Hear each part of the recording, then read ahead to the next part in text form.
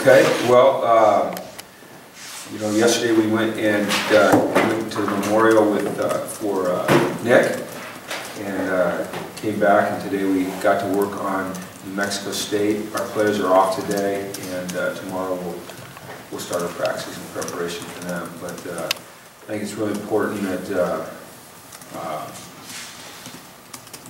we find a way to just get refocused on this game and concentrate on getting better, improving some of the things that we need to improve upon, some of the mistakes that we made on Saturday. There's a lot of area for improvement on this football team, and we need to recognize that. I think we do. I've said it all along, our aim is not just to be an average football team.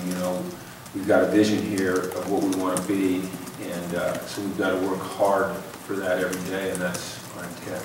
So we're excited about the chance to go out and play again Saturday night against New Mexico State. It's not a team that I'm very familiar with. Spending some time this morning watching them on film, watching them against Texas and UTEP. They play good competition, and they're a competitive team, and it'll be fun to go out and compete against them Saturday night. After such an emotional win, do you worry at all about a hangover in terms of just all those emotions, and then you win, and then you have to refocus, like you said, for a team like New Mexico State that is not necessarily one of the more successful teams on your schedule? Yeah, I do. I mean, I think about it. I don't worry about it because I think we've got a coaching staff that's capable of, and I think it's our responsibility as a coaching staff to push these kids out of any hangover effect that there might be. I think it's human nature when you come off something as emotional as we came off of last week, which was obviously the death of Nick, and dealing with those emotions, trying to balance out with preparing for Nebraska, and then going into Nebraska and getting a big win for this team for this year. And then yesterday, the service, which was very emotional for a lot of our kids. And then to come back and play a game, you can certainly understand where there might be a hangover, but we can't let that happen. Not if we're going to be the kind of team that we want to be. So, our goal is always, as stated in, one of our covenants is, we prepare for our opponents, but we play against the UCLA football standard. So that's, I think, really what we have to get back to, is just the fundamentals of the mental part of it and the actual football part of it. Which is, hey, it doesn't matter who we're playing, there's a certain way we're trying to play, and that's how we're going to approach it. Coach, considering everything that the club went through last week and the way they responded, was that one of your proudest moments in coaching, seeing these young men, come through that adversity the way that they did? Yes, absolutely. I mean, they handled it for young adults, many who have not been through that type of situation, and some of them unfortunately have. I thought they handled it very, very well. And then, Jim, to go into that environment and get down like we did and have the maturity and the mental toughness to gather themselves back and go out and play the way they did in the second half and get that win, I think, I was very proud of them. And this showed me a lot. It showed me a lot of maturity, a lot of mental toughness, a lot of care, a lot of love. It was pretty special. You've always talked about sports being able to teach us life lessons. What's the life lesson that your young men have learned in the last 8 to 10 days? Well, I think there's a number of things. I think it started with the fact that one thing that I talked about with them on Sunday night when we had the team meeting, after we all learned of Nick's passing, was I think that they all have to understand that they are, as a team, they're responsible for each other's dreams and helping each other reach their dreams. And one of Nick's dreams was to play football at UCLA. And not just be on the team, but play. And he was working towards that.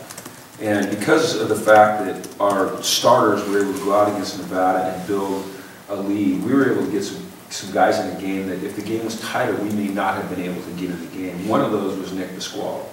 So he got to go out and play a play on the Rose Bowl turf in front of his family in a real game and live out a dream. And I wanted them to understand that that's a life lesson, that they're not just responsible for themselves, but they're responsible for those that are around them. And then just that if they stay together and they stay strong and they show some empathy for each other, that great things can happen. And you know, I just want them to continue to learn those things. But there's going to be a lot of lessons along the way. There's going to be a lot of things we take out of this. And the other thing, you know, I don't want to just continue to worry.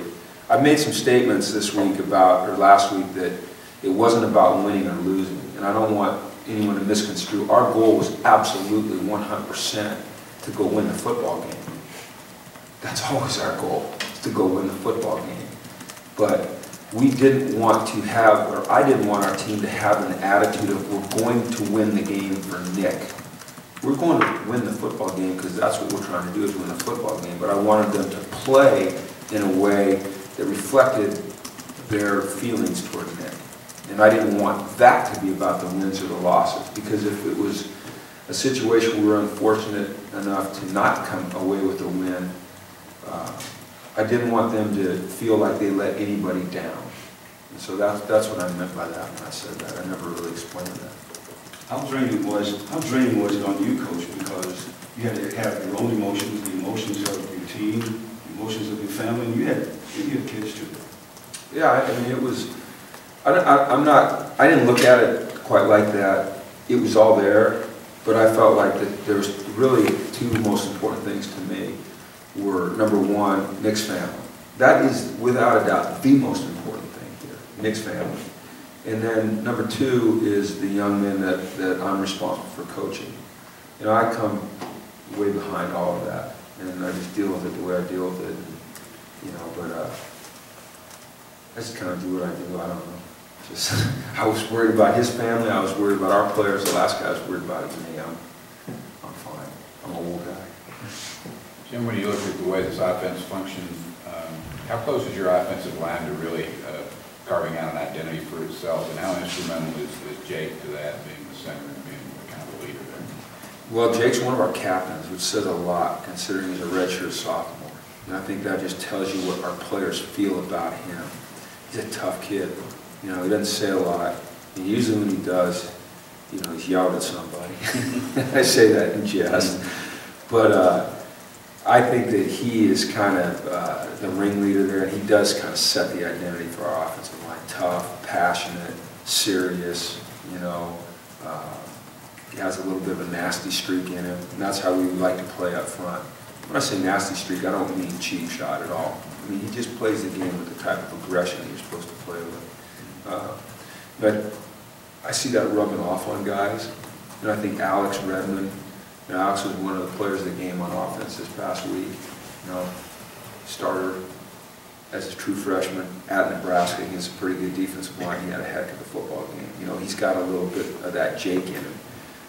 X has got a little of that. You know, we've got to get our tackles playing a little bit more consistent. But Jake's definitely the leader up there. Coach, you talk about you have a lot of areas for improvement. What is the ultimate goal for your offense? I mean, what's the perfect picture for it to run just like you want it to out there? We want to play penalty free. We want to stay on schedule, which means it's always 1st and 10 or less. And we want to execute at a high level of efficiency. You know, we don't want to be an offense where 10 guys are doing the right thing and one guy's not executing the way he's supposed to, and it slows us down. You know, we want to be a well-tuned machine. You know, it's a cliche, but that's how we want to roll. You know, we just feel like no matter what we're calling, we're going to make it work. And we're creeping closer to that. You know, the thing you can never forget is that there's a team on the other side of the ball that has the same goals as you do. You know, they've got scholarships that they're giving away. They've got athletes with a lot of pride and a lot of heart. They've got coaches that, you know what they're doing. So it's never going to be easy. These games are hard. I mean, it's hard to win a football game. Yeah, at any level. I was looking at Xavier Sufil up in my office just a while ago, and we were looking at the NFL stats, because, you know, X at some point in his career, he's going to play in the NFL. And I said, X, do you realize how hard it is in the NFL? There's 32 teams in the NFL. They play each, well, not everyone's played 2 yet. I think they've had a bye. There's only 8 teams that are 2-0 after 2 weeks. There's 15 that are 1-1, and there's 7 that are 0-2. Yeah, you know, football's hard. You just don't walk in and blow everybody out. They're scoring every play. But we just want to be efficient. You know, we don't want to make mistakes. We don't want to hurt ourselves. Some people would say you're starting to look like the Oregon of the South. We're not. Oregon is ranked number 2 in the country. They put up 60 points a game. They played in the BCS championship game. Look, we're just little old UCLA trying to get better every year. Where did that game begin to turn the other day? I mean, what were the first positive things that happened to you guys after 21-3, where you said to yourself, you know, we're in this thing? The drive for a touchdown was a turning point, and then I think the exclamation point before we went into halftime was our ability to go 3 and out, get them off the field, return the punt, get into, you know, long field goal range and have a shot at it. And then we went in knowing that we could stop them and that we could move the ball. And everybody relaxed at that point, you know, and we just became a little bit more like we typically are. I told them at halftime, the only thing I said to them really was, it's really good to see you guys finally, you know, where have you been? So, and they just went out and balled, just played, they had fun. You know, they were so tense. They were so afraid to make a mistake. They wanted to make things happen so badly, you know, and you just see it on their faces. And I think that they had to realize that, you know, the reason they play football is because they love football and they're passionate about it. Not necessarily playing it for somebody, maybe to honor somebody. And they realized that and they just calmed down and they just started to have fun again. They smiled, you know. I mean, they were freaking having fun. It was good to see them smile. You're supposed to smile when you play ball. If you win it. Did it validate a lot of the offseason emphasis to only have 3 penalties in that game? I don't know. We'll see this week. I don't want to say that it did, and then we'll go out. You know, if we continue to do that, if we can continue to cut back on penalties, yes. But you still have to say, hey, those 3, that's too many. You know, why'd they happen? You know, was the technique? Were our eyes bad? We were not focused in enough? But we're continuing to emphasize it. It's not like we all just went, whew, we got that licked. Because if you think that, then it comes back to get you.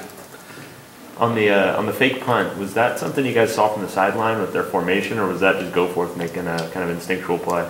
Here's what happened on that, is the time they lined up the punt, right previous to that, Coach Olbrich looked over and he saw first of all, he saw their punter, or their personal protector look to the sideline. And as he looked, Jeff looked, and the special teams coach was like that, like, no. So we knew that they had a fake. I mean, what else would we tell them? So the next time we went out in basically a punt-safe defense. So we were prepared to stop that. Same kind of thing with your offensive line. You know, a lot of the emphasis in the offseason was keeping Brett upright. You know, him being sacked only 4 times through these first 2 games, is that an encouraging sign for you? Yeah, and it should be less than that if he threw the ball away, and he'll be the first to do. I don't know if you guys talked to him, or did you ask him that question? I don't know. You know, you know, there was a couple of those sacks where I felt like he should have thrown it away. You know, get rid of the, yelling at him, get rid of the ball. But he's making progress in that area. But yeah, our offensive line is doing a much better job in protection. They're more confident. They understand the scheme. They understand the man they're blocking for better and how he reacts behind them. I think those are all important things. Seems like Miles Jack has kind of quickly earned your guys' trust. He was all over the field against Nebraska. What have you seen from him? Is he kind of farther along than you maybe would have hoped at this point for him? Yeah, he's had 2 outstanding games. I mean, he really has. You know, he's a tremendous athlete. He's in great physical condition. He never gets tired. I mean, he hardly breaks a sweat in the game. He's got speed. He's got quickness. He's got strength. He's got explosiveness. He's extremely bright. I mean, he understands football. This kid is special. I mean, he's special. And it's going to be really fun to watch him over the next 4 years because he's going to make plays all over the field, not just on defense. Eventually, he'll play some offense too. Seems like he's barely even made the freshman mistakes you expect from him. He's very intelligent. Yeah, he really studies the game. He's got a mind for football. You know, he was very well coached in high school. Butch Koncharoff up at Bellevue High, you know, one of the top programs in the country, coached him. And he takes it very seriously. He studies extra, he comes in early, he has questions, you know, and then it just kind of, there's some guys that kind of comes natural for him. He seems to be one of those guys. So we just got to make sure we keep pushing him. You know, we can't let him get the big head, but he's not prone to that. He's not that type of guy. He's very grounded. His mom, you know, I've known Miles since he was 12. You know, the first time I saw him, he was a little boy. You know, so I've always kind of seen something in him that was special, and it's really fun to watch it. Everybody else recognize it. Speaking of another linebacker, Anthony hasn't had obviously he had a great game against Nebraska, but he hasn't had a sack yet. Do you think that bothers him at all? That, you know, that was kind of his thing? Probably bothers him that Keenan Graham is to lead the nation in sacks, you know, because they do it, I think, average per game. So Keenan's at 1.5 a game, and Anthony's at 0. But I know Anthony got the Lot Impact Award, and he got another award this week, some other Player of the Game award. I think Anthony's pretty selfless in the fact that we're 2-0 and you know, just had a big win is more important to him than anything. And I'm sure deep down in there somewhere he's like, hey, I need to get some sacks. And not because he needs to get the sacks, because he wants to have an impact on the game. And with Keenan, has that been a pleasant surprise for you guys that he has 3 of the team's 4 sacks through 2 weeks? Yeah, I'm disappointed we only have 4 sacks, to be quite honest with you, but I'm excited about Keenan. You know, that's not a guy that needs, well, Keenan and Brandon, those are our 2 sackers, you know. Brandon Tuliapupu, he came off the, or no, it's Lee Ebenesa. Right after he got his sack, you know, I always tease him in team meetings that he's never gotten a sack since he's been here, I don't think. And so, you know, he told Coach, you can't tease me anymore about not having a sack, you know, and he's smiling and happy. But Anthony will get his. He'll get him. You know, the one thing we don't want him to do is to start to press. Just do what he's supposed to do, and they'll come. And, you know, when you get the middle pressure out of guys like Lee, you get middle pressure out of Keenan Graham, and all of a sudden they say, oh, okay, we better pay attention a little bit to the inside, and then that'll open some things up for Anthony. And for on the other side, you know, Cassius is playing a little bit outside. He's been playing inside, and then Deion Hollins, who's really going to be a great player. What's impressed you in particular so far about Keenan's play? It's tenacity. You know, those kind of been effort sacks. At least the one on Saturday was an effort sack. I think people think he's undersized. And maybe he is a little bit short, but he's got a great build on him, and he plays with tremendous leverage. He's got a lot of lower body power. You know, we play him in nickel down inside, you know, over a guard, and often he gets double teamed, and he's able to hold the point. And that's been impressive to me. He's a powerful guy with strong hands and, like I said, good lower body strength.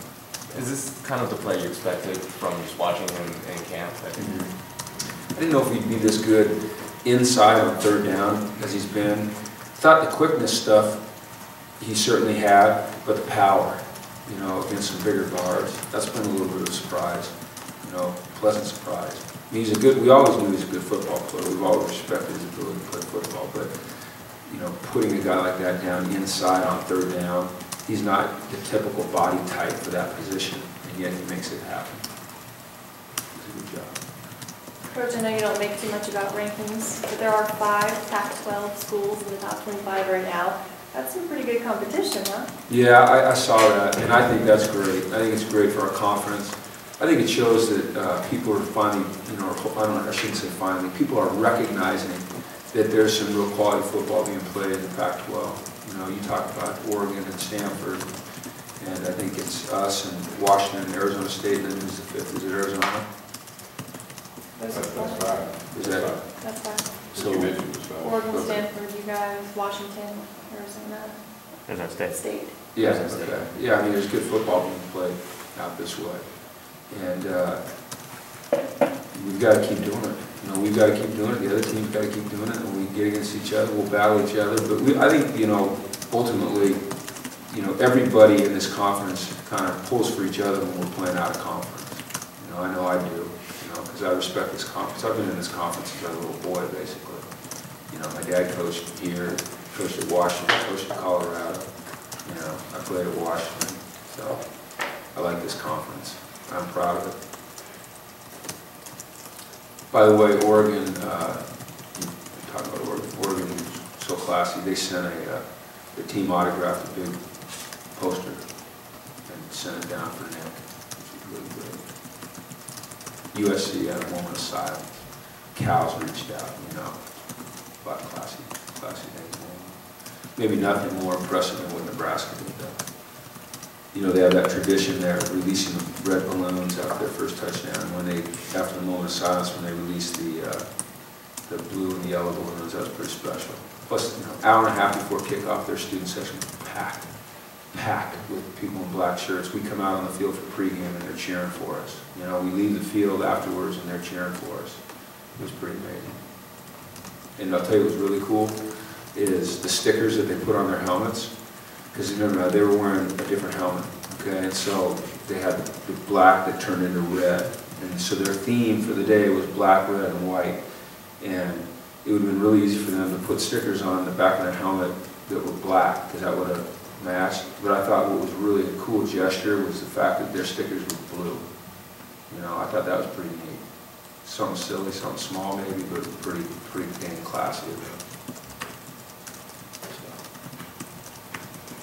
Okay, thank you.